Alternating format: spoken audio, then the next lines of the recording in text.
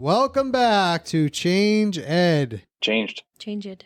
Everyone is dialing into this podcast to hear all of the awesome conversations that we're having. Mm-hmm. Just trying to change up the intro. Does this sound good? It's nice. Yeah, you like good. that? Okay, Yeah, thanks. nice change of pace. Very well done. I am your host, Andrew Kuhn, education consultant from Montgomery County Intermediate Unit. And here with me is Patrice Semachek, also from the Montgomery County Intermediate Unit, and I am an EC. And Tony Marabito from Carbon Lehigh Intermediate Unit, Staff Development Facilitator. Well, we don't have one guest on the show. We have two guests on this show with a wealth of thought processes that go into the world of AI. Mm-hmm. It's going to be a really great show. This tag team, we have Brian and Joni Stamford from the Pittsburgh, Allegheny area. Is that where you're hailing from? Yes. Great. Welcome both. If you wouldn't mind just introducing yourselves and telling the Change Ed Nation a little bit about yourselves as we kind of get this background as we jump into this episode. Well, I'm Brian Stamford. I'm a program director for accountability and innovative practices at the Allegheny Intermediate Unit. And I'm Joni Stamford, and I am a mental health counselor, mindfulness, and yoga teacher. I spend my days running professional development associated with integrating AI tools into planning and instruction. And I also lead professional development, but I lead professional development on emotional intelligence, mindfulness, and mental wellness. Yes. I want all the AI. And I am a little bit concerned about how AI is impacting our humanity and our overall culture.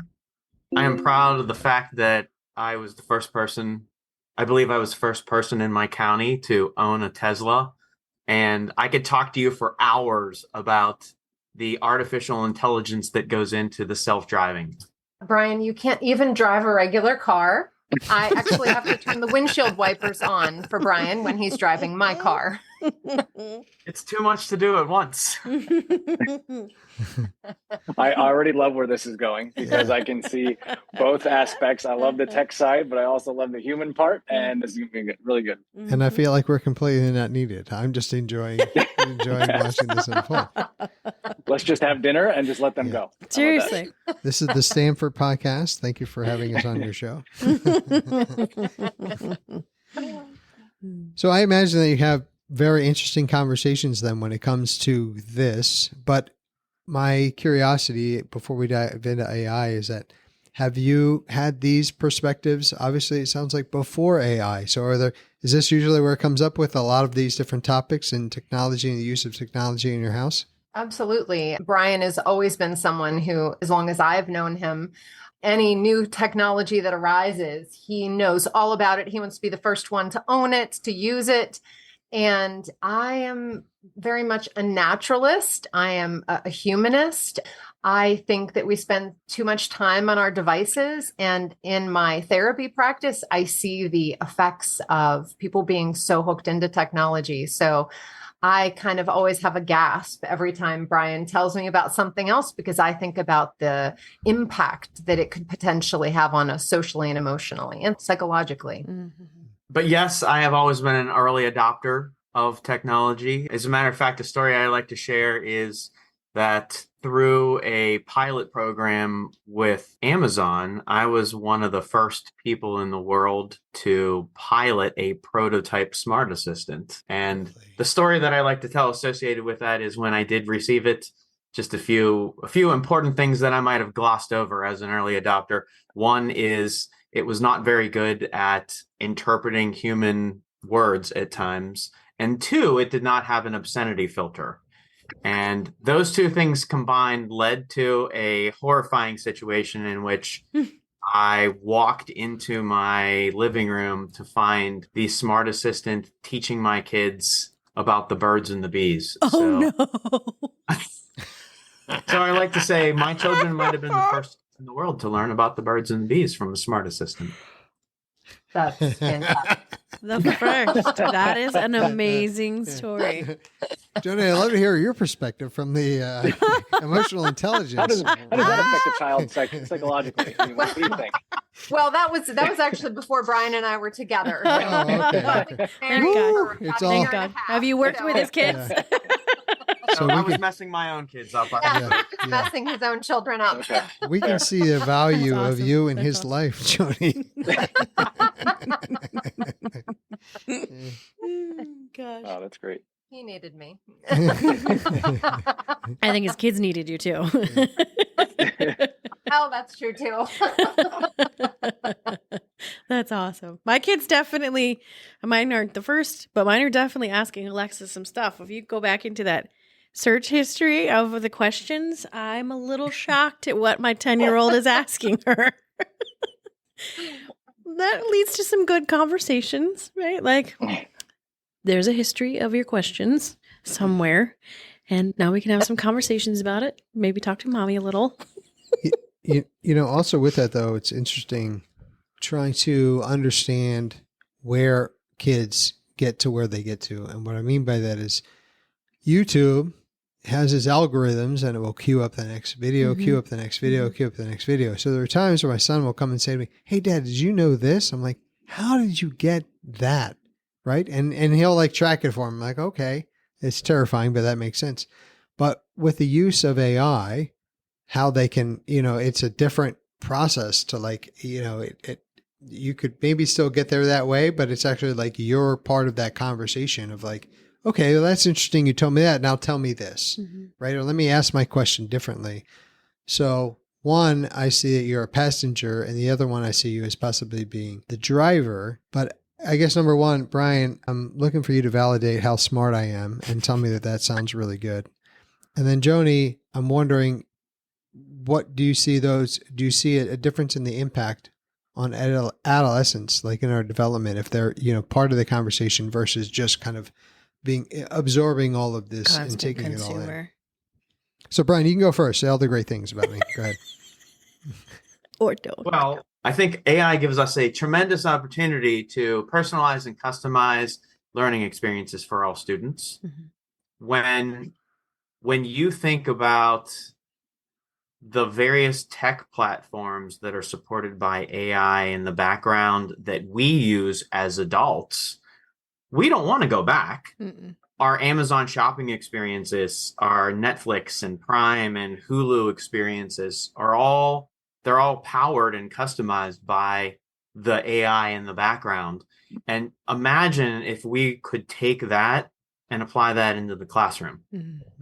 If I could elaborate on that even further is, so I have identical twin boys, and they're very similar in so many ways. However, growing up, knowing them as their father, I knew there were subtle but important differences. So one of them was highly competitive and liked to play on teams. The other was not as competitive. One of them was always motivated by philosophical conversations. The other was always motivated by logical and scientific conversations. But in the classroom, they received the same lessons, the same content, they were given the same assessment opportunities. But if a teacher or a system truly knew my kids, they would have had a different learning experience. And so that leads me actually right into thoughts I have about the over dependence on AI, because so many people feel that it's the solution to everything and it makes our life so much easier, whether it's a teacher using it for lesson plans or a teacher using it to grade papers. If a teacher is just using AI and using all the AI tools, they're not going to have the opportunity to offer individualized instruction, because they're not going to know their kids. If they're not reading their assignments, they're not having that one-on-one personal interaction with the child so that they can get to know what motivates this child and how can I differentiate that instruction. It's one of the problems that I see with technology. There are so many useful tools out there and so many wonderful ways that you can utilize AI and other technologies. However, there's an addictive quality to a lot of AI tools. And we know the AI that runs in the background of social media creates an addictive tendency for any of us who use it. I mean, how often do you pick up your phone? If you're on social media, you pick up your phone just to check your Instagram or just to check your Facebook or whatever it is. Well, our children are growing up with that as well. And that's causing a lot of the problems that we're seeing with anxiety and a lack of true social connection and social support. And again, we know that not just kids, but everyone these days are more stressed, depressed, and anxious than we ever were before. And I really think that technology hasn't caused it, but it has contributed to it. Yeah, I can easily say I have been caught in a TikTok hole multiple times. Like I'll sit there because it's funny. And my algorithm is definitely targeted to my humor. Yes. Like I will be like, I'm going to spend 5 minutes here. And then an hour goes by. I'm like, oh, shoot. I have other things I have to do, but you don't even realize it. And the other thing that I'm noticing with my kids specifically is the attention span that they have. It's impacting me a little bit too.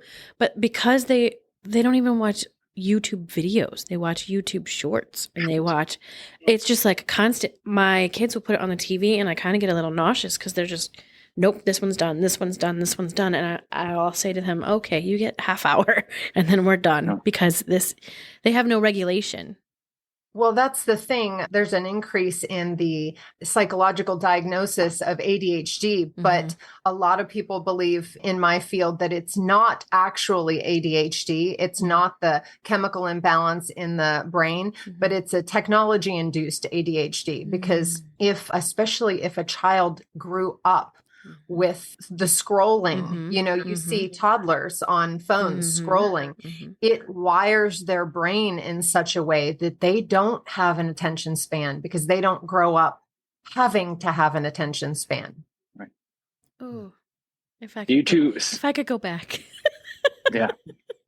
You two seem like the perfect balance. And I know probably a lot of other households don't have that perfect balance. So I wish I could share you everywhere. But have you had the opportunity to go places and share your story? Because I feel like everyone needs to hear you. I mean, everyone already listens to Change Ed podcast, but yeah, I mean, now you're everywhere. We need everybody to hear this. Yeah, okay. You're welcome.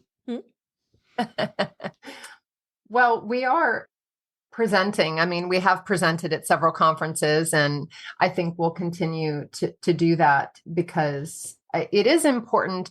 Well, I think because the two of us come from kind of opposite perspectives, but we both have a tremendous respect for each other and our perspectives, that we do strike a balance in the middle, which is really important because I feel like in some cases, people are either all into technology and they don't want to think about any potential consequences, or they're all against technology and they say, I'm never using that. I'm going to pretend it doesn't exist. When in reality, we have to address both. Like Brian said to me when ChatGPT first came out, Brian was telling me about it. And do you want to go ahead and start this story? Because you know I'm going. Okay, sure. So it was December 2022, the PA SAS conference. I ran a presentation titled Ready or Not, AI is Coming. And about 2 days after that, ChatGPT was released to the public. Oh, so you were like a little prophet. So, well, I'm just more of an early adopter, and I've done some work with some AI leadership groups, but I was so excited. And I kept telling Joni, just wait until you see what this tool can do. So just a few weeks later. And so as soon as Brian told me about it, I had this sick feeling in my stomach. And I said, this is going to cause a lot of psychological, emotional, and relationship problems. And he's like, what are you talking about? This is great. It's just a technology. It's just a technology. And you can't do anything about it. It's here. And I said, I know that I'm going to have a couple show up in my practice and the guy probably is going to be using ChatGPT to communicate with his wife. I just know that that's going to happen. I said in a few years from now. To which I responded, "Stop being so dramatic about this." Literally, was it the next day or the next week? It was the next day. It was the next day. It was the next day. No. I had a couple come into my counseling practice, and they had been struggling in their relationship, and they seemed to be doing so much better. And he travels a lot for his work. Well, she got up to leave the room to go to the ladies' room, and he said, "Hey, Joni, guess what? You want to know why things are going so well? Because I told my wife that if she has a complaint, she should text it to me so I have time to think about it. And I just plug it into ChatGPT, and whatever ChatGPT says, I just send it right back to her. She's been so happy. It's great." Oh my god. And I was, my goodness. My husband cannot listen to this podcast. oh my gosh. Oh my gosh. Oh. And I said, "You can't do that." He's like, "Why not? It's working. She's happy." I'm like, "Because she's in love with ChatGPT, like not you." And you're avoiding all of it. Oh my gosh. He just That's a avoided all movie of the script. confrontation. But literally, this was a couple years ago. So, this sort of thing is happening. So, and I'm actually mortified that in my profession, there are therapists who are using or suggesting that their clients use chat bots to help them process their emotions in between sessions. I'm seeing them everywhere. And my problem with that is there is no way that AI can replicate human emotion or understand it. I don't care how much data you plug into it. Human emotion is much more complex than a set of facts. Anyone who has tried to have a logical and reasonable conversation with someone who's in an emotional state knows that. Emotion is complex. And also, I find that the most valuable therapy is often my clients just want a human to sit in front of them and listen and really understand what they're saying. And AI is never going to be able to do that because it doesn't have the ability to express empathy or warmth or any of those things. And in fact, a lot of humans are losing that ability to express those kinds of emotional intelligence capabilities because we're so focused on facts and data, and we're losing our emotional intelligence little by little. Go ahead, Brian. I know you want to say something about that. So to that, I respond, I've been thinking about what you said, and it's clear you had the right perspective all along. I didn't see it at first, but now I really understand how your approach made sense. I'm lucky to have someone who can see things so clearly. I wish people could see you holding up your phone reading that from your AI bot. I wish we had video. Now I regret not having video. Yeah. That was amazing. Oh my gosh. That was the first, but it was not the last time. Oh, I'm sure. She said, "I have a serious concern about AI and humanity," to which I dismissed it only to find out later. Like that I would share a story of things like that have happened. Wow. So what I'm hearing is that, that the impacts of this, right? It has this amazing ability to be something that's super personalized to each of us, that we can really hone in on who we are, but also Joni acknowledging what you said, that we're very complicated beings. So it might not be able to hone in on all aspects of what makes me who I am.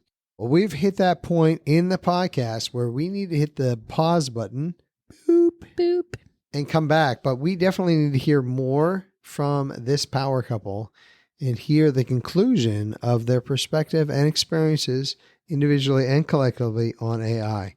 Make sure that you subscribe. Like, follow. There it is. Favorite Such a podcast hard- app.